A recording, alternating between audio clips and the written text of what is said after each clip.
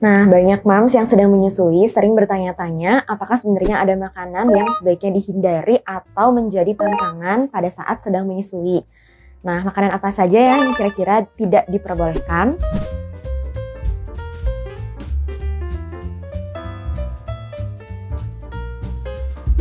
Nah, untuk makanan pertama yang sebaiknya dihindari pada saat moms sedang menyusui, yang pertama adalah sayuran yang mengandung gas, seperti misalnya ada brokoli, kubis, kol, ataupun terong. Nah, karena sayuran-sayuran ini bisa menyebabkan gas yang terlalu berlebihan di dalam saluran pencernaan. Nah, ini bisa mengakibatkan lambung bayi bisa menjadi iritasi, terus kemudian juga bisa menjadi luka, bahkan bayi bisa sampai muntah-muntah. Nah, untuk makanan yang kedua adalah makanan yang terlalu pedas. Nah, ini bukan hanya pada saat menyusui, tapi pada saat sedang hamil pun sebaiknya moms juga menghindari makanan yang terlalu pedas. Karena makanan yang terlalu pedas ini bisa menimbulkan gangguan pada saluran pencernaan. Paling sering adalah muncul diare, baik pada ibunya sendiri, dan yang paling parah lagi bisa juga menyebabkan diare pada bayi ya.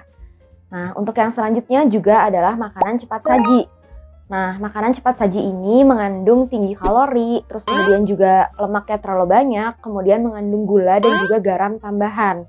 Nah, ini tentunya mengandung zat gizi ataupun nutrisi yang kurang baik ya untuk bayi yang sedang menyusui. Nah, ini ada penelitian yang menyebutkan dalam 1000 hari pertama kehidupan, moms harus memilih makanan yang dikonsumsi ini harus terpenuhi nilai zat gizinya dengan baik. Karena apapun makanan atau minuman yang dikonsumsi oleh moms yang sedang menyusui, ini turut mempengaruhi zat gizi yang ada pada bayi ya. Nah, untuk yang selanjutnya adalah makanan olahan. Nah, makanan olahan ini seperti misalnya mie instan, nugget, sosis. Nah, ini juga sama halnya seperti makanan cepat saji tadi, mengandung zat gizi dan juga nilai nutrisi yang kurang baik untuk kesehatan bayi. Bahkan ada penelitian yang juga menjelaskan bahwa kalau misalnya moms terlalu sering makan makanan olahan ini bisa menghambat fungsi kognitif pada bayi, sehingga fungsi otak tidak dapat bekerja dengan maksimal.